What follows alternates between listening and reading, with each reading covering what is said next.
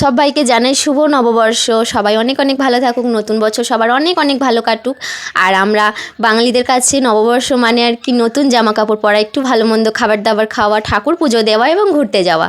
তো দেখো আমিও কিন্তু সকাল সকাল স্নান টান করে শাশুড়ি মার দেওয়ার জামাটা পরে নিয়েছি।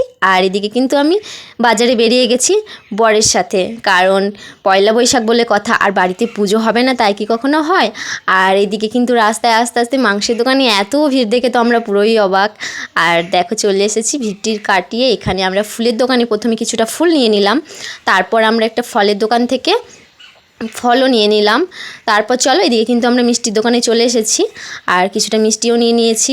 তারপর আমাদের সব কিছু কমপ্লিট হয়ে গেছে নেওয়া। আর এই এত রোদ গরম, মানে বাইরে এত গরম ছিল, দেখো মুখটা কি অবস্থা হয়েছে। আর পাশে একটা রোডের গায়ে আখের রস বিক্রি হচ্ছিলো, বললো চলো দুজন মিলে 2 গ্লাস খেয়ে নিই।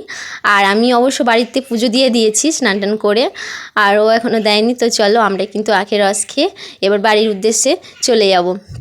এখানে কিন্তু আমি বাড়ি এসে চেঞ্জ করে নিয়েছি। আর তারপর আমি এদিকেই মাঠের মধ্যে এসেছিলাম, মানে কিছুটা ধূপও নেওয়ার জন্য, কারণ ধূপও লাগবে যেহেতু। এখানে আমি ধূপও নিতে চলে এসেছি, আর ধূপও খুঁজেই পাচ্ছি না, মানে এত রোদ মাথা পুরো ঘুরছে।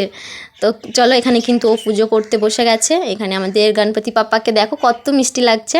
আর এখানে কিন্তু পুজো কিন্তু ওর প্রায় কমপ্লিট হয়েই গেছে। আর এদিকে কিন্তু মানে পুজো করতে থাক, আর আমি চলো তোমাদের সাথে কথা বলি। আর এবারে পয়লা বৈশাখে আমার মোট 4টে জামা হয়েছে, মানে বর 2টো দিয়েছে, শাশুড়ি মা একটা দিয়েছে, আর বাবা একটা দিয়েছে। তো চলো এদিকে কিন্তু দুপুরে লাঞ্চ করে নিয়েছি, আর মা নববর্ষের স্পেশাল রান্না করেছিল, তো সেটার নেওয়া হয়নি ফুটেজ। আর এখানে খাওয়া দাওয়ার পর ফ্রিজে তরমুজ ছিল, আর এত গরম ছিল, তরমুজ একটু খেয়ে নিলাম সবাই মিলে। আর তরমুজ আমাদের 3 জনের খুবই ফেভারিট একটা জিনিস, তরমুজ খেতে অনেক ভালোবাসি। তারপর সন্ধ্যাবেলায় বাবা একটা পাপড়ি নিয়ে এসেছিলো, খেয়ে রাতে প্রিপারেশনের জন্য বসে গেছি রান্নাবান্না করার জন্য। আর আজকে আমাদের বাড়িতে নববর্ষের স্পেশাল হচ্ছে রাইস আর মটন। আর রান্নাঘরে এত গরম, তো আমি বললাম আমি পারবো না ঘরের মধ্যে রান্না করতে, তাই আমার শাশুড়ি মা গ্যাস ওভেন সব বাইরে বের করে দিয়েছে। ওখানে আমি হাওয়ায় বসে বসে টুকটুক করে, বাইরে যেহেতু হাওয়া দিচ্ছিল তাই ওখানে সবাই মিলে বসে বসে গল্পও হচ্ছিলো আর আমার রান্নাও হচ্ছিলো। আর আমি রাইসটা খুবই সিম্পলের মধ্যে রেখেছি, কোনো রকম সবজি অ্যাড করিনি। আর চিনি তো একদমই বেশি না, কারণ রাইসের মিষ্টি জিনিসটা না আমার ভালো লাগে না, কেন জানি আমার ভালো লাগে না, তো আমি মিষ্টি খুবই সামান্য দিয়েছি। আর এখানে কিন্তু আমাদের মটনও অলমোস্ট রেডি।